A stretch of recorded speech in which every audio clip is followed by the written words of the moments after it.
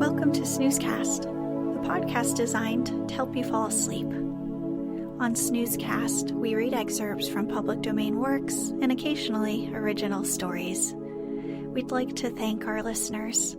If you enjoy our show, please review us on Apple Podcasts and also share it with a friend.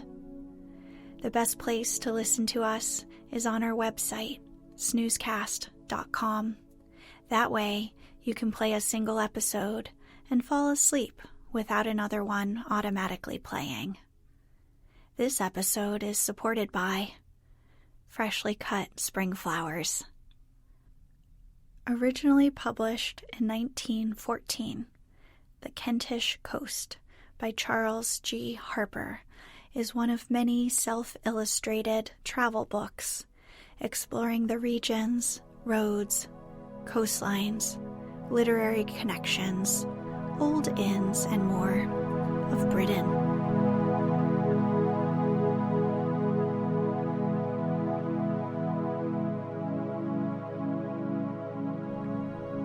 Let's get cozy.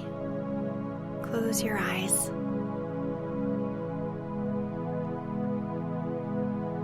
Relax your body into the softness of your bed.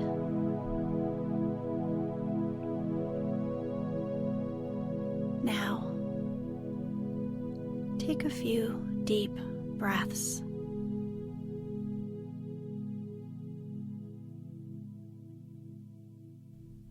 Chapter 8.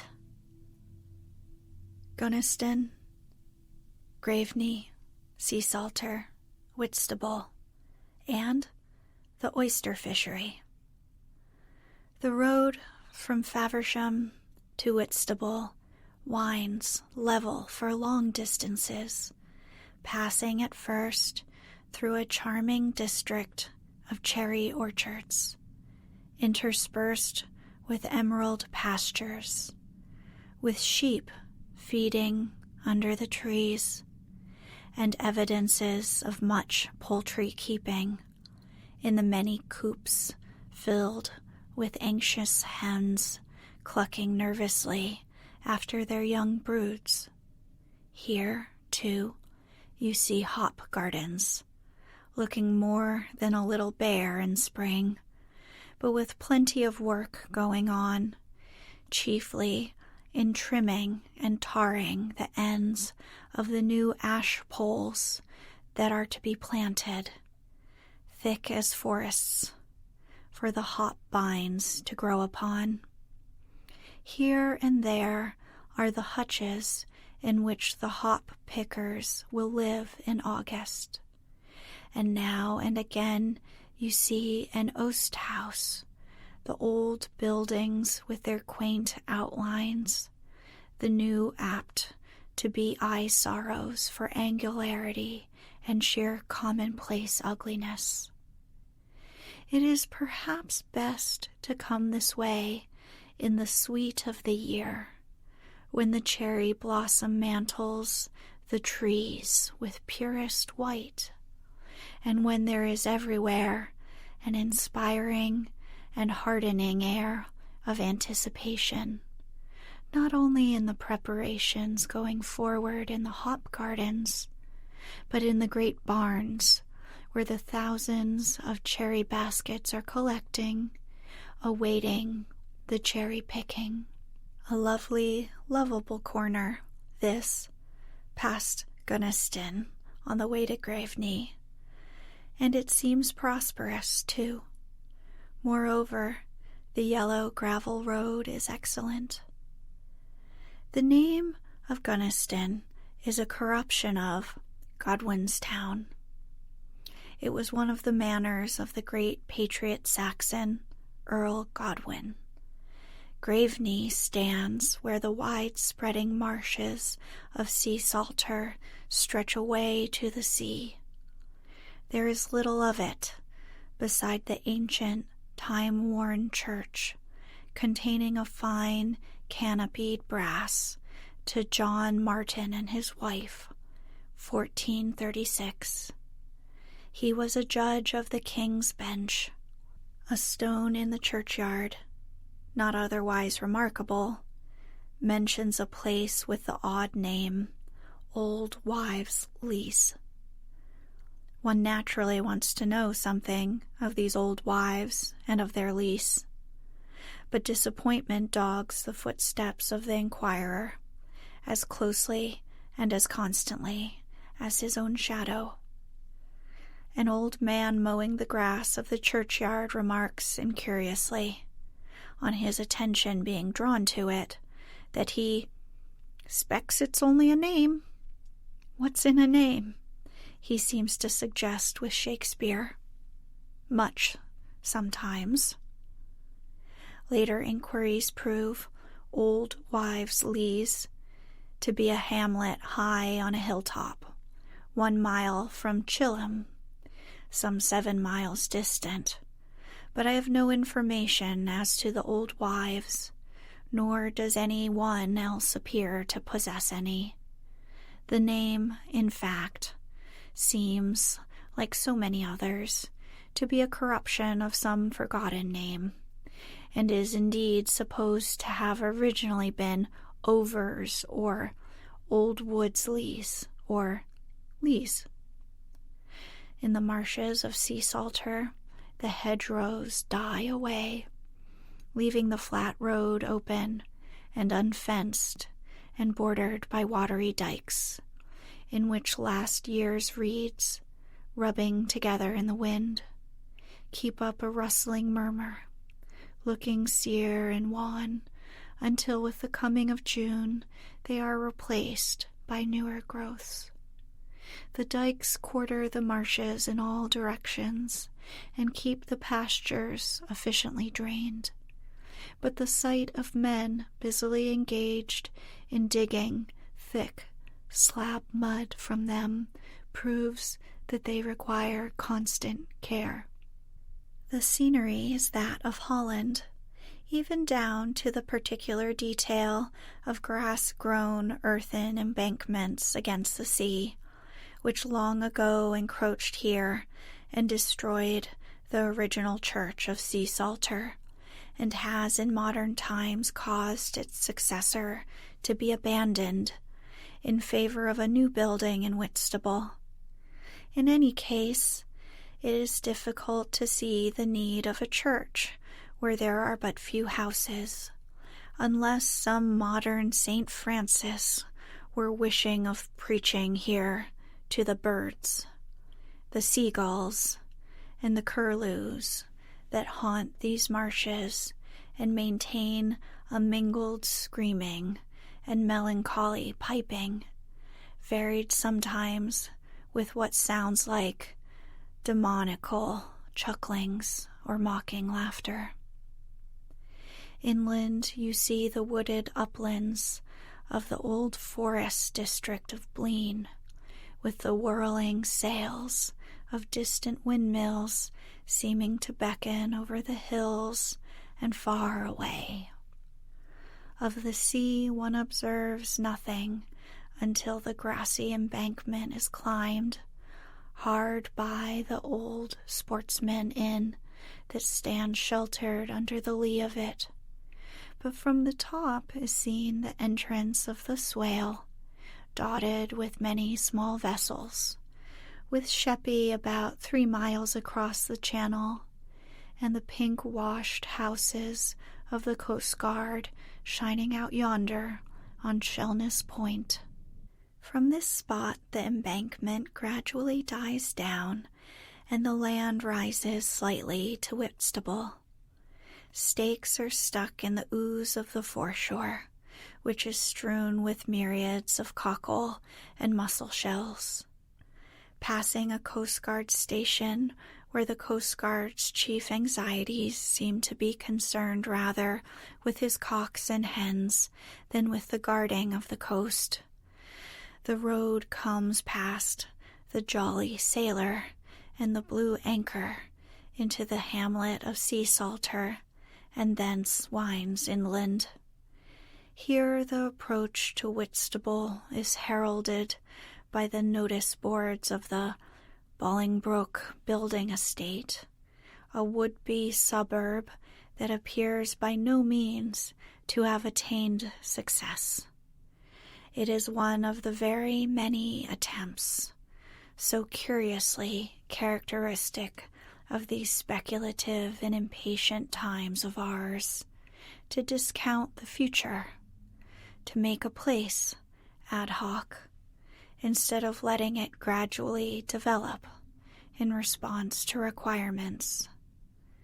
The essential difference is that in other times places grew by gradual accretion of population.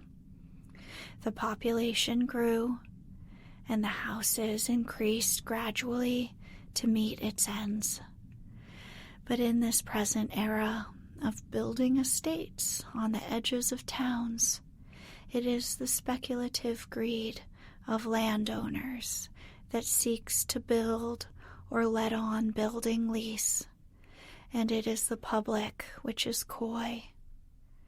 The imaginations of landowners riot so freely on the alluring prospect of ground rents that there is nowadays scarce a seaside town whose outskirts are not rendered squalid and utterly detestable.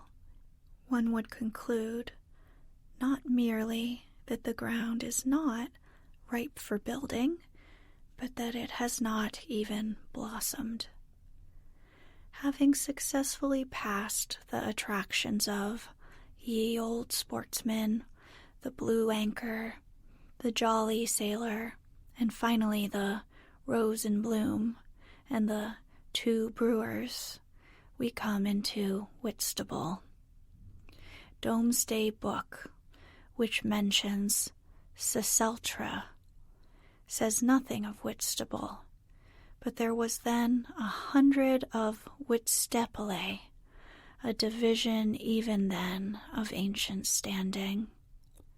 The name was, in its origin, evidently that of some prominent white pole or post, or even of some white church tower, for the word stapole means any of these, surviving in modern English as steeple. But no one will ever know what the object really was from which, in such roundabout fashion, the town of Whitstable derived its name. It is, at first, a singularly unattractive place, and the more you see of it, the less you like it. The streets are narrow and mean, without the saving grace of picturesqueness, and the seafront adds to the squalor by being occupied by the railway station and a very coaly dock. Having thus successfully taken away the character of Whitstable, I will now address myself to the oyster fishery. There are numerous conflicting accounts of the reasons for Julius Caesar's invasion of Britain. Some historians consider he was impressed with the riches of the country in gold and skins, and some, with clearer vision, no doubt, are of opinion that he was actuated by sheer lust of conquest. Whitstable, however, is earnestly of opinion that Caesar's coming was entirely and exclusively prompted by an appetite for Whitstable natives. It is a flattering belief. At any rate, the rutipine oysters, the natives in question, were at that time high in favor at Rome, and continued so with all the Roman emperors, so that one instinctively associates oyster and emperor in indissoluble company. No one will ever discover the origin of oyster eating. The eating of the first must have been a thrilling experiment, as James the First declared. He was a very valiant man, said our British Solomon, who first ventured upon the eating of oysters. One can imagine that man, faced with the dilemma of starving or being poisoned, making the awful experiment. Whoever he was, or whenever he flourished, he merits the gratitude of that portion of the world which eats oysters. Speaking for myself and those of my fellow men who are illogical enough not to like oysters, never having tried them, never intending to do so, I am quite cold upon the subject, and therefore I am inclined the more to applaud Seneca, who, austere philosopher that he was, described the oyster as a thing that cannot be called food, but an abstruse luxury, a provocative of appetite, causing those who are already full to eat more. Thus, he dismisses oyster eaters as the cold shades of contempt occupied by such people as those who take bitters and wash themselves out with table waters. But Seneca himself was an oyster eater, and spoke as your true philosopher should speak, at first-hand knowledge. The rudipine oyster of Roman times still remains, as the Whitstable native of our own day, the prime favorite, and the cultivation of him here employs some 3,000 people. We shall see the fishing grounds to better advantage on having left Whitstable behind and ascending the cliffs of Tankerton. They are not lofty cliffs, but they do assuredly command a fine view out over this shallow sea at the entrance of the Swale. There, where at low water you perceive the long street stones stretching out to sea, many of the 85 or more of the Whitstable oyster fleet will, at the beginning of August, when the season begins, generally be seen going to their work of dredging up the young oysters, so far away as Margate, presently to return with the spoils of their dredge nets, for laying down in these Whitstable grounds. Others are engaged in dredging for the mature oysters, ready for the market.